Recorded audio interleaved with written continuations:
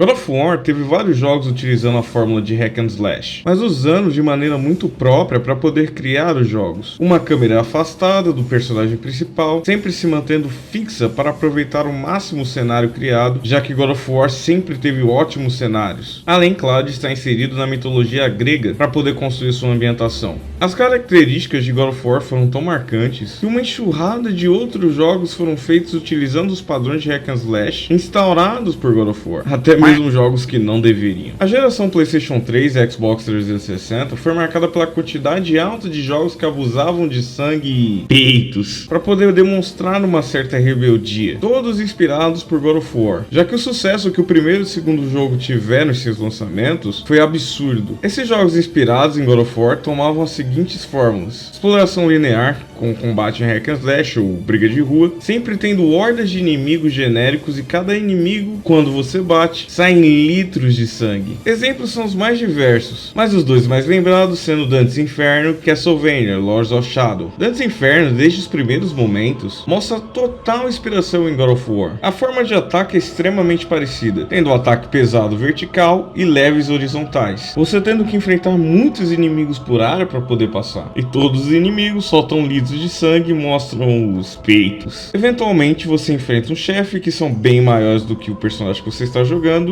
e muito provavelmente vão mostrar os peitos também. A única diferença real entre o gameplay de Dante's Inferno é que utiliza mais magias de longa distância com sua cruz, e também a ambientação, tendo o referencial do livro A Divina Comédia. Para Castlevania Lords of Shadow segue com uma semelhança ainda maior. Gabriel Belmont utiliza armas de cordas muito similares a Blade of Chaos. No caso, a verdade é que God of War copiou Castlevania, já que a ideia de um protagonista utilizar um chicote de arma principal vem de Castlevania, que já é desde o Nintendinho. Essa é a verdade. Mas pelos padrões modernos de hack and slash, Castle traz como referencial a sua ambientação, utilizando o cristianismo para criar contexto base, ao mesmo tempo que utiliza várias outras referências religiosas e mitológicas para criar seu enredo, e também bastante sangue e peitos. Esses dois exemplos são básicos a lembrar de jogos da sétima geração que utilizam as mecânicas de hack and slash estabelecidas por God of War. Mas o tema é que não são só esses jogos que utilizam. Os jogos mais genéricos foram criados utilizando a mesma proposta, só mudando a cara do personagem que você joga e sempre com o máximo de genérico que uma empresa possa alcançar. Jogos eram produzidos e sumiam quase que no mesmo tempo, sempre trazendo um excesso de sangue e sexualidade nos games. Heavenly Sword trazia uma gameplay problemática, com a clara falta de teste que a produção do game teve, a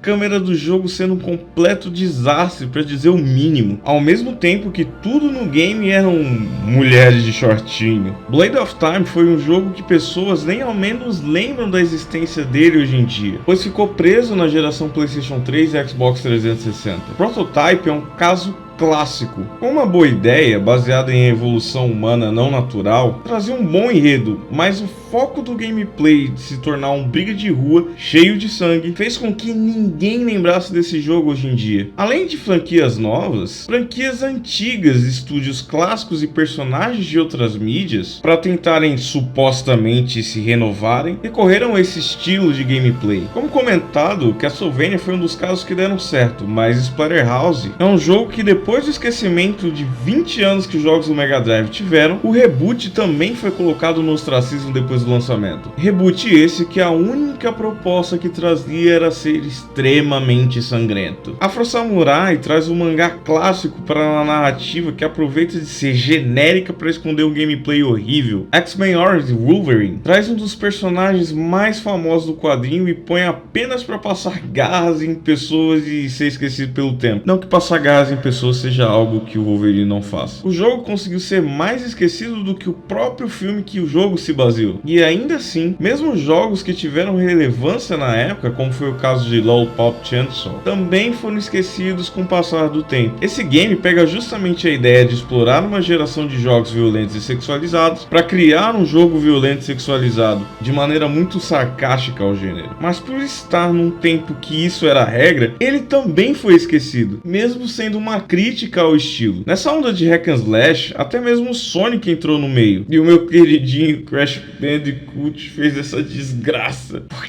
que você existe. Todos esses games acham que God of War utiliza apenas o fator de sangue e sexualização como estrutura base, mas isso serve mais como chamativo para o produto do que o produto em si. É apenas um fator de marketing. God of War traz uma complexidade de gameplay muito alta. Sempre é dito que um combo de quadrado, quadrado, triângulo é o suficiente para terminar o game, mas God of War, conforme existe a evolução dos inimigos, cada vez fica mais difícil apenas macetar botões, já que a quantidade alta de inimigos diversos e rápidos que você tem que enfrentar, e além de tudo, inimigos que atacam à distância, obrigam você a ter que lidar com vários tipos de desafios diferentes dentro do mesmo momento. Isso, mais o fator que você não pode interromper inimigos, mas qualquer sopro deles podem parar Kratos, obriga o jogador a ser muito mais cauteloso. A ambientação de God of War também é um dos fatores que mais prende o jogador. Em todos os jogos principais, o início do game te prende ao máximo. Seja você enfrentando várias cabeças de Hidra numa navegação, seja você irritando os deuses ao mesmo tempo que enfrenta um real e, principalmente, uma das melhores aberturas já feitas em um game, você subir o Monte Olimpo com titãs em busca de vingança contra Zeus. O jogo sempre traz a ambientação que prende o jogador para poder seguir, por mais que o enredo dê uma bambeada, como já comentado. God of War sabe exatamente o que precisa ser feito para prender o jogador. Mesmo tendo um personagem que se torna problemático ao longo da série, mas o game sempre soube esconder as suas falhas e momentos memoráveis de gameplay, dinâmico o suficiente para te prender. O que os games que copiaram God of War de forma mais genérica não tinham a mesma sensibilidade criativa, muitos deles muitas vezes se estendendo mais do que deveria no tempo de jogo. A quantidade gigante de games que abusam de violência acabaram comprometendo a sétima geração de jogos, deixando muitos jogos que tinham potencial, mas que caíram no fator clone genérico de God of War. Poucos conseguiram fazer algo único o suficiente para poder se distanciar, mas foi o Cleitão que iniciou a moda de hack and slash violento, e era ele que fazia isso da melhor forma. Não por deixar o fator sanguinário ser o principal, mas por utilizar isso apenas como fator extra, da mesma maneira que Mortal Kombat fez em seu tempo. Ter gameplay sempre foi o mais importante para God of War, e assim seguiu até os novos. God of War que se distanciava daquilo que havia criado, montando um estilo com sua semelhança aos jogos da From Software, devido ao layout de botões, e também na escolha de diminuir o tamanho dos chefes, e também a utilizar jogos como Resident Evil 4 e The Last of Us para criar uma narrativa e controle de câmera, e assim criando novamente